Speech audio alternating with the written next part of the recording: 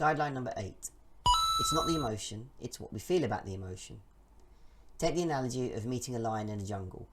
If when you came face to face with it, you felt emotions of love and joy, you're fucked. You're that lion's lunch and that's you done. Our predecessors felt emotions of anger and fear. So it can be argued that our entire civilization would have never survived long enough if it wasn't for fear and anger. So you see, the problem is we've been taught to think and feel about certain emotions that some of them are bad and therefore not acceptable, and some of them are good and acceptable. You should feel more of the good emotions than the bad emotions, and if you don't, there's something wrong with you. One of the keys to transforming our lives is learning how to allow and accept our emotions for what they are. The trouble is, from a young age, we've been taught that certain emotions are bad and not acceptable, so rather than allowing and accepting them, we repress them, consciously or subconsciously.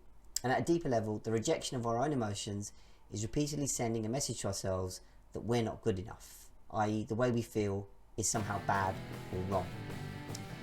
So an alternative to using the labels of positive and negative, we can use understood and misunderstood. So consider when you felt like happy, joyful, excited. You don't consider why you're happy, you just enjoy being in those states and having those emotions. But if you consider things like anxiety, sadness, depression that are misunderstood, you analyse yourself, you ask, why am I feeling these emotions? Everybody else seems to be feeling something different. This is where much of the personal development world goes into reframe mode. So for example, if you're feeling nervous, someone might come along and say, oh, it's not nerves, it's excitement. So it's sending you the message saying, don't feel that, feel excited and it'll be okay, i.e. a understood emotion.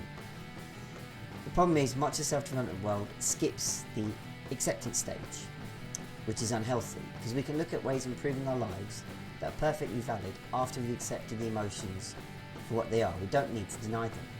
This is exacerbated by toxic positivity.